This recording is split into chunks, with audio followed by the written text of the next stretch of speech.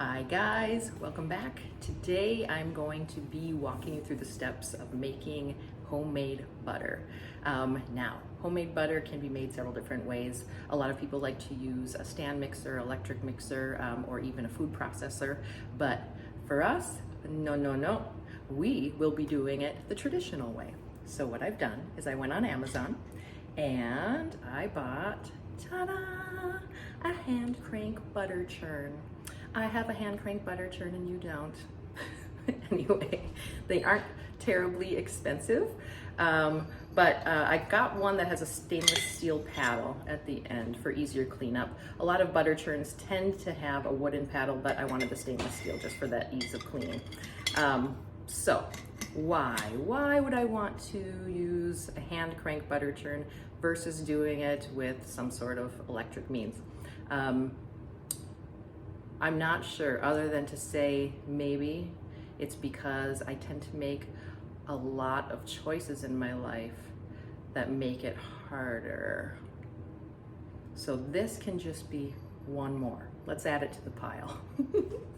All right, actually, I just tend to have this real interest, and it's very dorky, but I don't care, in traditional food preparation and learning really the basics of food at its most basic level and cooking. So we're gonna go through with this and start making some butter. At the very end, I'm gonna flip into making a flavored version. I'm just gonna separate some of it out and we'll make some of it flavored, okay?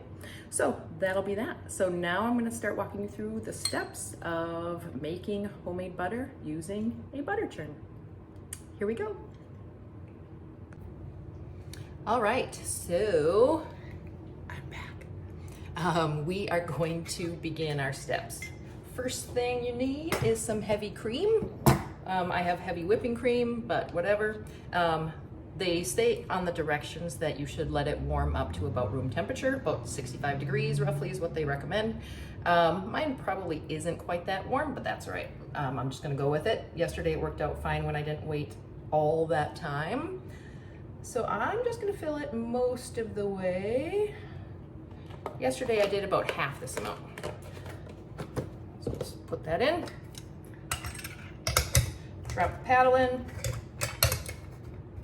Screw this on. Maybe. All right. And we are going to begin churning. 3 hours later. All right, I've stopped for just a second here. I've been cranking for about, I'd say roughly 15 minutes, maybe not quite, just shy of it. Yesterday it was faster because I did half the amount. It was maybe 10 minutes. So just so you know how long that takes. I feel like this was a cooking version of Sweatin' to the Oldies. Whew, got some serious arm pump going on. But I can feel that it's just about there. It's only gonna take a couple more cranks here, and then the butter's gonna suddenly be there and separated from the buttermilk. So I figured, since I'm making butter, gotta put on an apron. I mean, it's hand cranked butter. I have to wear an apron. But I seem to have misplaced my bonnet. The show must go on. So let's do this. All right, let me see here. We're gonna see if I can let you see exactly what, see, it's pretty tough. So it's gonna suddenly separate.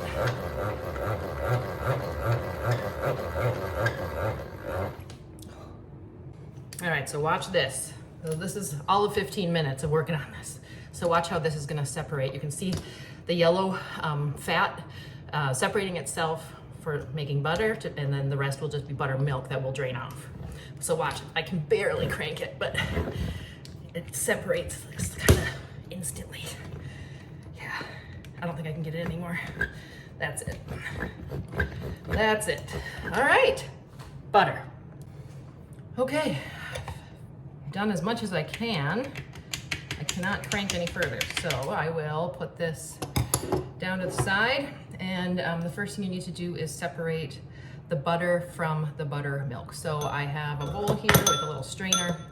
I'm just going to strain that buttermilk right off into here as a first little run.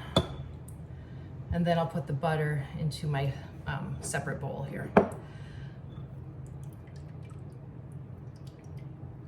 See how it looks like a little bit like chunky? But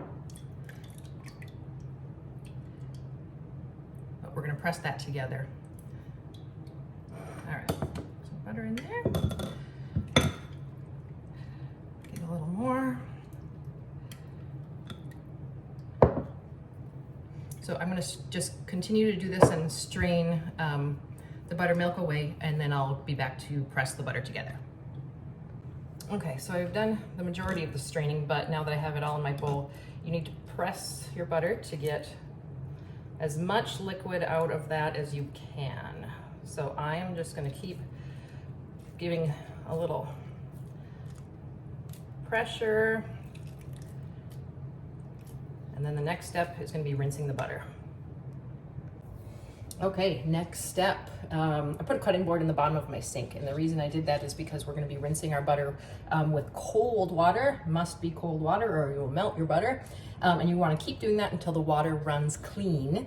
As you can see, it kind of continually keeps like having this, the white liquid coming out, the buttermilk. So we're gonna rinse until the water runs clean. So I'm gonna keep doing that and kind of just flipping it around, working it. But the reason I put the cutting board in is in case my butter falls out. I don't want it hitting the bottom of the sink. So I'm just gonna keep at this until clear. Yo, I'm back. So I rinsed my butter thoroughly and continued to press against it, make sure all the buttermilk came out. Continued rinsing until water ran clear. Now I have some beautiful spreadable butter. Isn't that nice? Wow, what a big, huge deal. So I'm going to keep this one spreadable, and I'm not going to turn it into a stick of butter. If you want to make a stick of butter, just form it with your hands or with spatulas, whatever. Wrap it in some plastic wrap, pop it in the fridge. But I'm going to keep this half of it spreadable, and I got a butter bell. If you're not familiar with a butter bell, this is what it is. You can fit about 1 stick of butter roughly in the bottom. And then you have water inside the tub that forms a natural seal. When you plop it back in, you can keep it on the counter. It'll keep for about 2 weeks. So I'm just gonna put part of it in my bell. And then the rest, we will make a beautiful honey and cinnamon flavored butter. Let's make our flavored butter. So I have my spreadable butter here.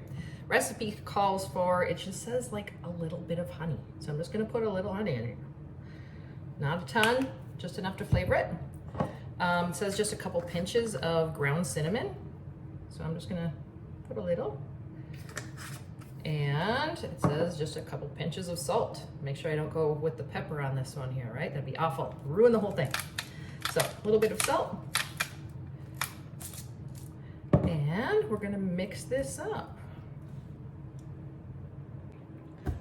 Okay, after all that, our cinnamon honey butter is ready. So now we have some plain butter, and we've got some flavored. Now, just so you know, I did end up doing all those same ingredients again because I tasted it, decided it needed more. So more honey, more cinnamon, more salt. And mixed it up. Now, I have a very nice flavored butter right here. And, oh gosh, what should I put it on?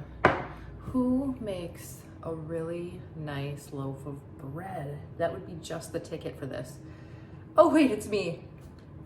So if you want to learn how to make a really nice loaf of bread, you can just go to my other videos and find that market style bread. So I happen to have a slice of that right here. Wow. So let's give it a try and see what we think.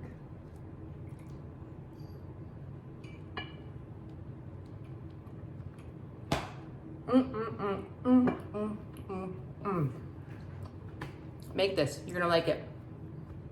It's delicious, but I feel like it also gives you some serious street cred. Enjoy, have a great day.